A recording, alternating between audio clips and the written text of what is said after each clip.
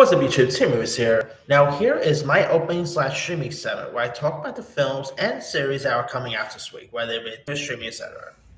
All right. Now, the films we have out this week, we got Hayao Miyazaki's Return to Form, and that is The Boy and the Heron, which features the voice talents that include Robert Pattinson, Christian Bale, Mark Hamill, Florence Pugh, Dave Bautista, William Dafoe.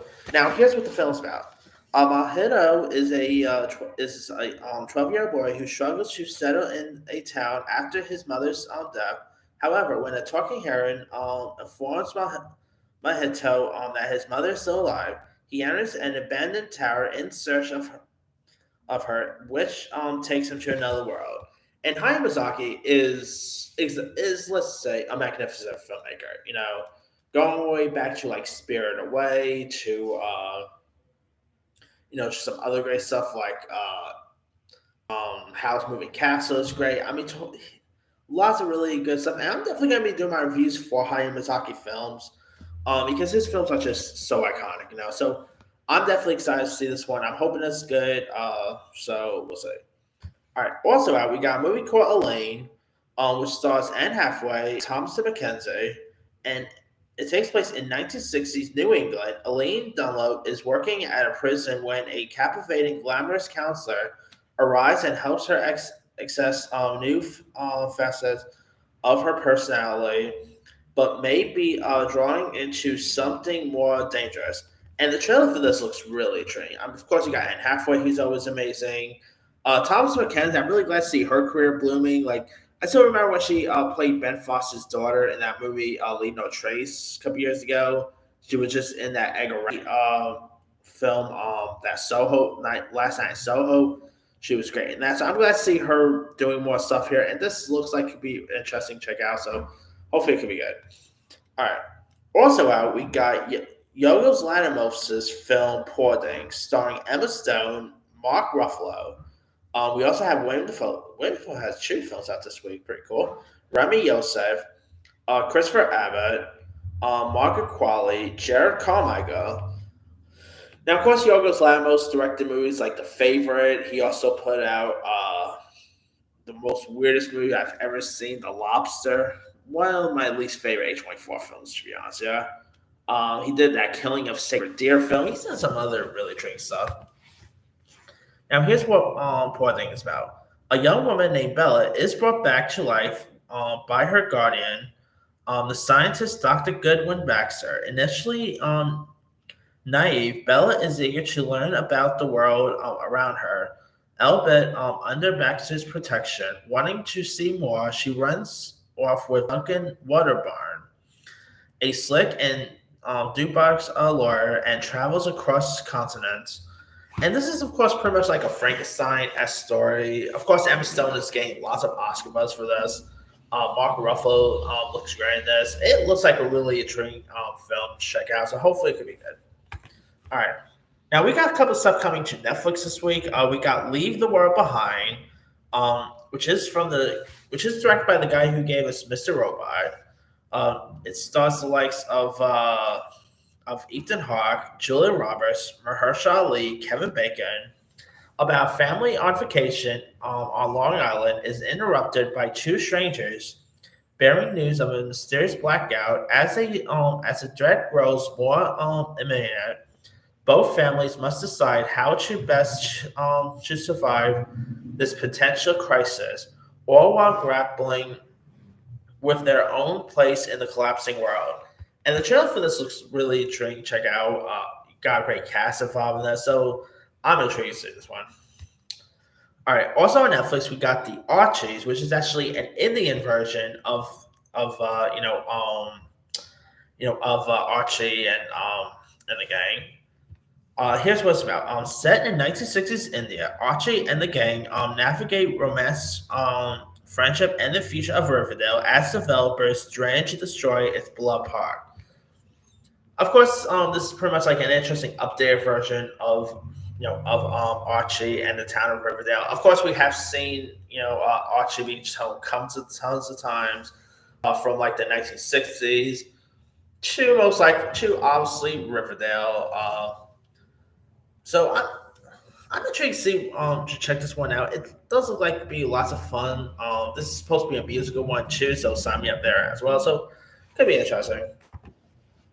All right, also out on Disney Plus, we got Diary of a Wimpy Kid Christmas Cabin Fever. After getting stuck with his family in the snow during his winter vacation, Greg worries about getting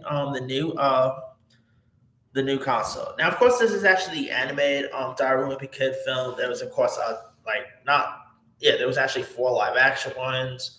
Most recent, we had the animation one, which I think is really cool way to go with this because it's a little harder to actually do these live actions nowadays because I mean the kids. Let's be for real. If you keep doing these live action, the kids are going to get older and stuff like that, and sooner or later they're going to be casting someone who is not everyone's Roderick. So yeah, I think this is a better way to go. I mean, granted, the voice actors could get older too, but hey, you can always recast the voice actors, which I guess they did here. So, and I'm also glad that they are actually let's say actually adapting other books and not just rehashing the other ones we've already had adapted. Because the last anime ones were already adaptations of stuff that we've already had live action ones of, which is of course Diary of a Wimpy Kid and Rocket Rule. So I'm glad they're doing this way, this route. Because I mean, I'm not really much of a Wimpy Kid expert, but I'm pretty sure Jeff Kinney wrote other books than just Rocket Rules. So that could be interesting to check out. Another Christmas story we have out this week. We got Merry Little Batman coming to Prime Video. This was originally supposed to be an HBO Max exclusive, but they decided to release this thing to Prime Video instead. Um, after Damian Wayne, I always keep wanting to call him Damon Wayans. After Damian Wayne is left alone in Wayne Manor on Christmas Eve, he transforms himself into Little Batman to safeguard his home and the rest of Gotham City from supervillains during the holiday season. Other than that, this is pretty much Home Alone set in the Batman world. And I think the trailers looks pretty cute. The animation looks a little odd, but hey, it could be interesting. Check out.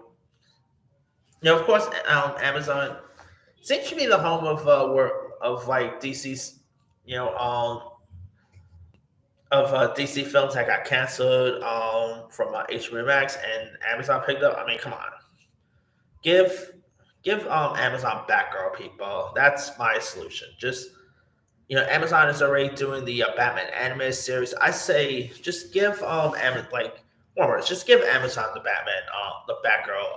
They can be done with it, but I don't think that's ever going to happen. I think animation is easier, but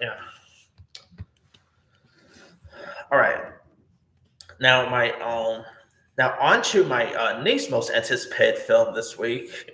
We of course got Baby Shark's big movie coming to Paramount Plus.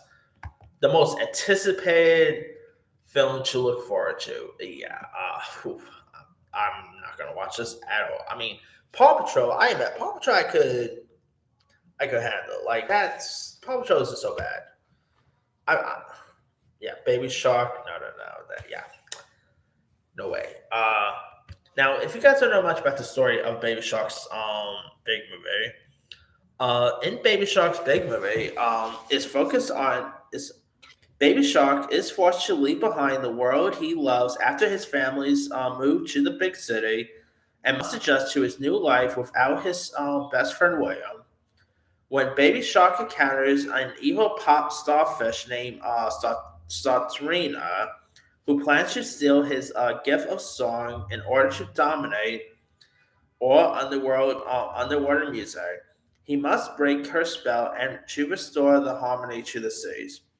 The voice talents includes Cardi B, along with Kamuko Glenn, who of course you might know from Spider-Man Into the Spider-Verse fame, Luke Youngblood, Offset, Patrick Warburton, Deborah Wilson, Ashley Tisdale, Lance Bass, Yogi Noah, Igu Nonam from SNL fame, and Chloe Fineman also from SNL fame.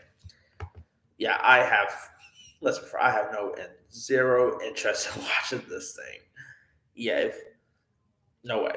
So yeah, like I said, Paw Patrol, I could probably handle that more, but no way. All right. Now on Shudder, we got the Sacrifice Game, which is a very interesting sounding horror film here. It's takes place in 1970s boarding school. Boarding school students Samantha and Clara stay behind during Christmas break. Things take a turn when a murderous gang arrives at their doorstep, intent on summoning a demon. The cast includes the likes of Mina Masao, of course from Aladdin fame, Olivia Scott Welch, Gus Kentworthy, and Chloe Levine. And the trailer for this actually looks pretty fun. I really like the definitely has a bit of a Purge set Christmas vibe here. I love a good Christmas horror film, so I'm all for this.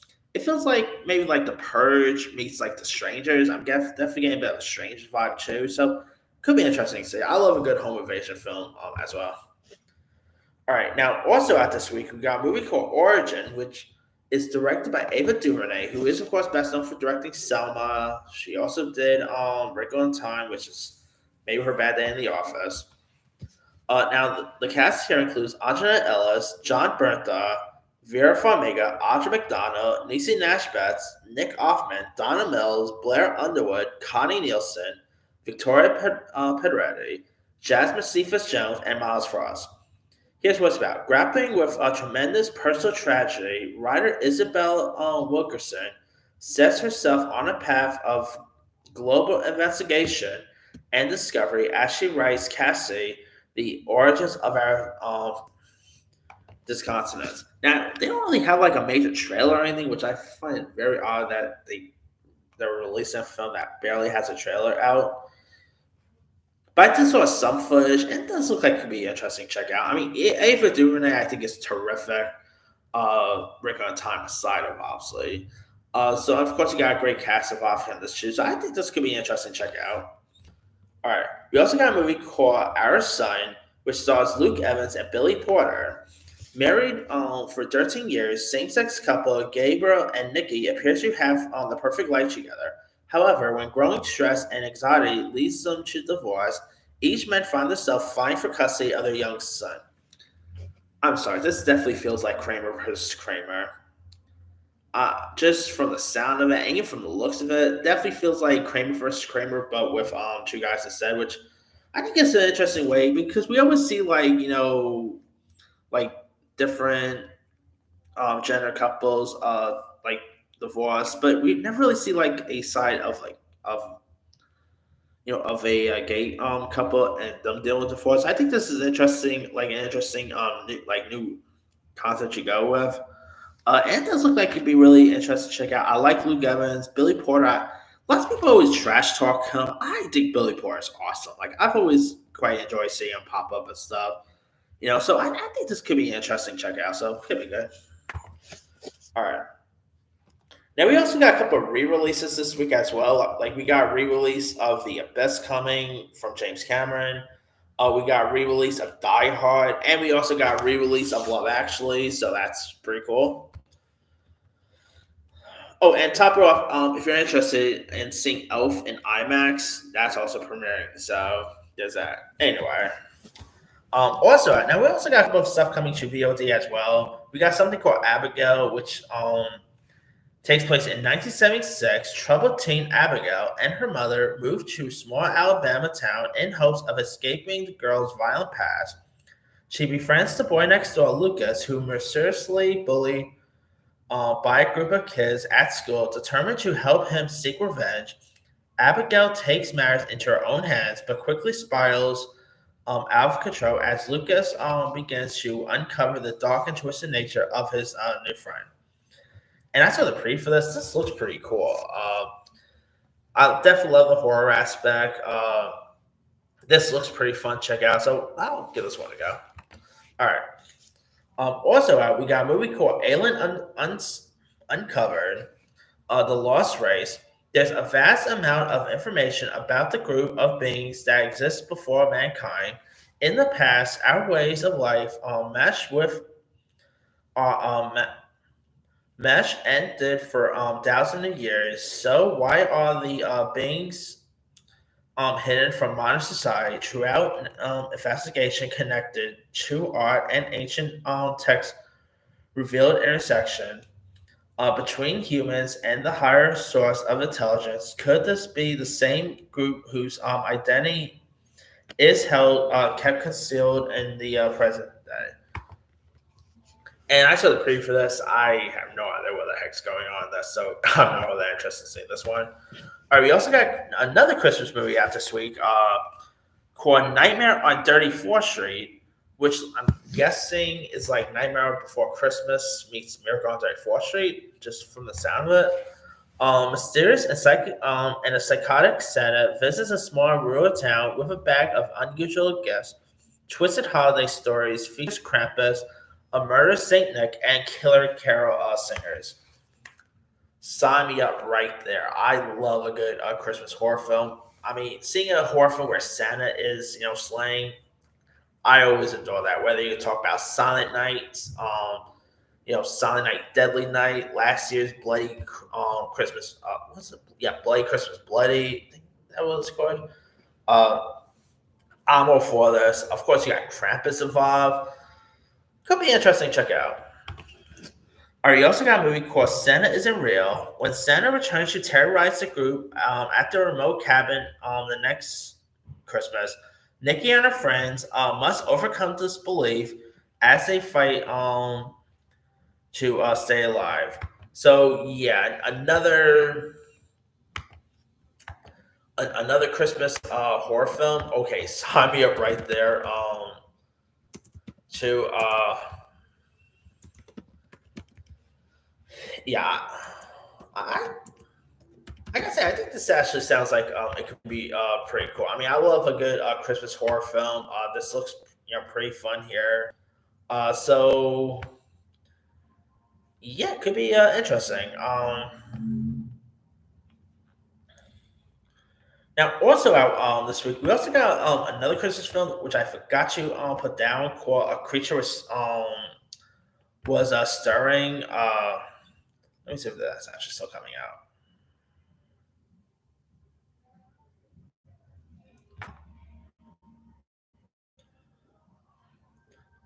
Yeah, we also got this creature was stirring film about a nurse who takes care of her daughter's mysterious affliction, struggles to hide her secrets, when uninvited strangers take shelter in their house during a lethal blizzard. Now, this also stars Christy Metz from This Is Us fame, Strode and Rob Zombie's Halloween. Got some interesting cast members in this. Connor Paulo, who I believe was in Gossip Girl, if I'm not mistaken. So you got some interesting cast members in this. It sounds really cool. It looks fun. So could be intriguing. Cool week for Christmas horror. All right. Also, we got a movie called Celio, Cello, I'm gonna say, which is directed by Darren Lebausman, who is best known for directing Reboot's Genetic Opera, a couple of the Saw movies, most recent on the one with Chris Rock. And it stars Jigsaw himself, Tobin Bell, as well as Jeremy Irons. The story revolves around an aspiring cellulist who requires an insidious cello that begins to wreak havoc around him. And the trailer for this looks like it could be really interesting to see. I mean, you got Tobin Bell in this. I've always loved him in the Saw movies. Always nice to see him doing more stuff that is not Saw related. So could be a trade. All right, we also got a movie called Raging Grace about an undocumented Filipino immigrant lands a job taking care of a terminal old man, securing a better life for her and her daughter, but a dark discovery threatens to destroy everything. And this actually looks like it could be really creepy to check out, so that could be good.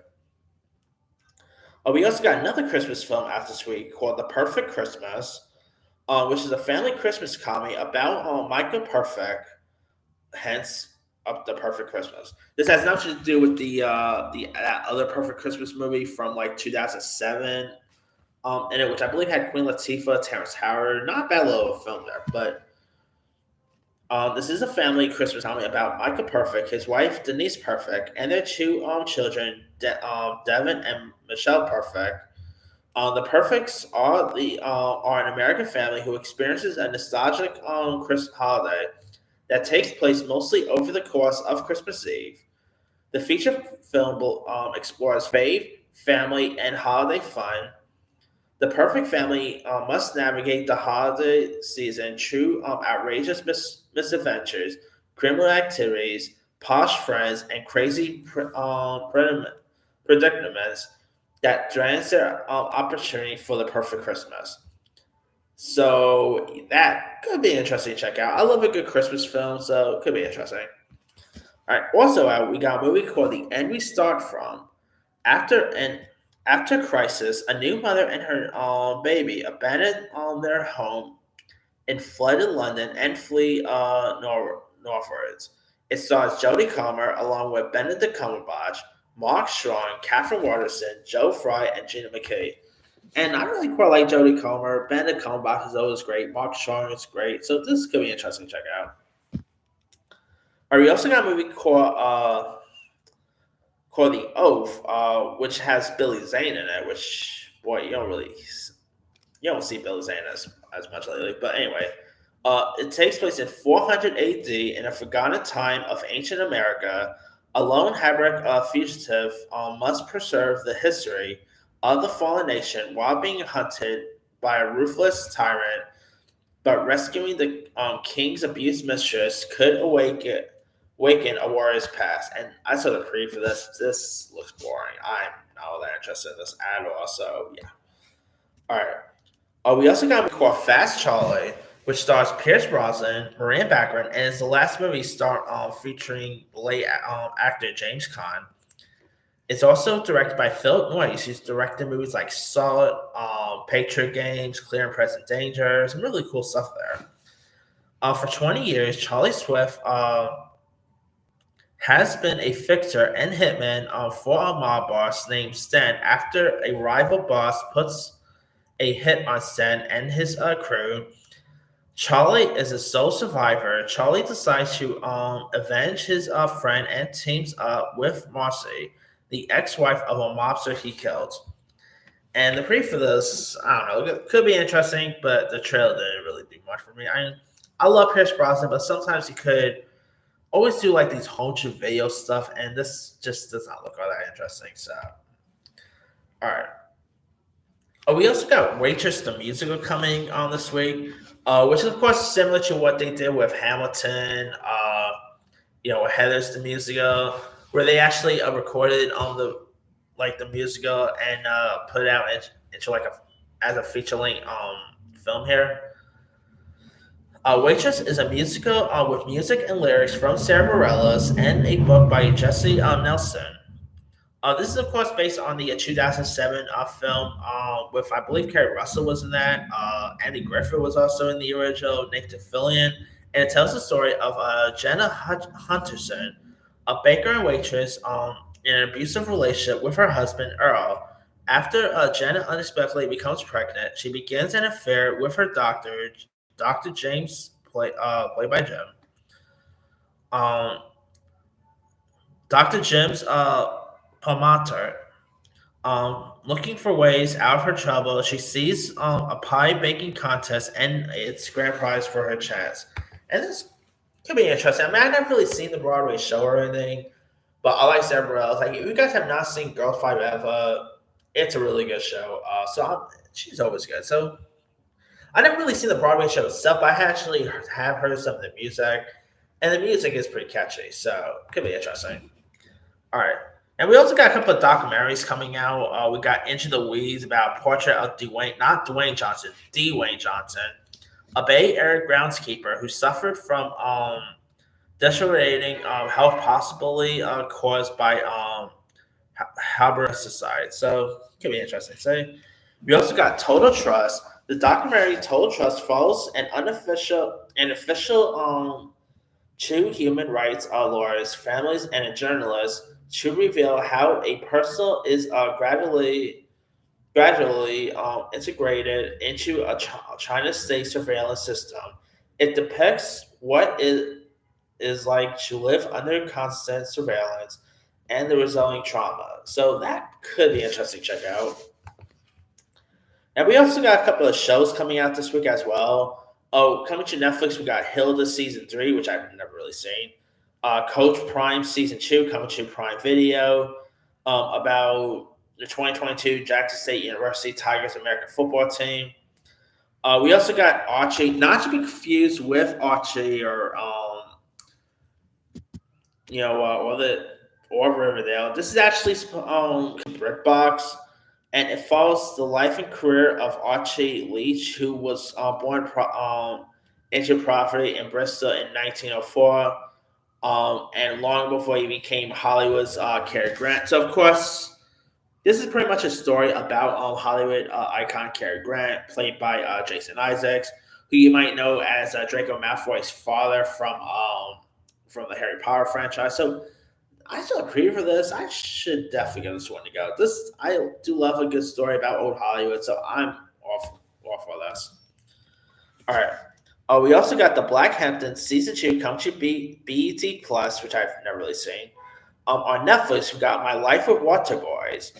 When a tragedy disrupts her life, a teenager moves in with her guardian's big family in a small town and learns lessons about love, hopes, and friendship.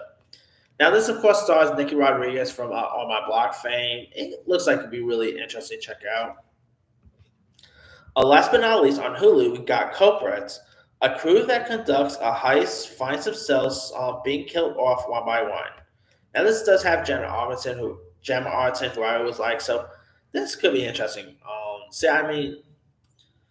I do love a good heist story, so it could be interesting. But that's pretty much it there. Let me lead you guys. Which of these films or shows are you interested in? Are you interested in Poor Things, The Boy and the Heron, Elaine? Drop comments below. Don't forget to like, subscribe, hit that bell for notification. This is Simon Simon.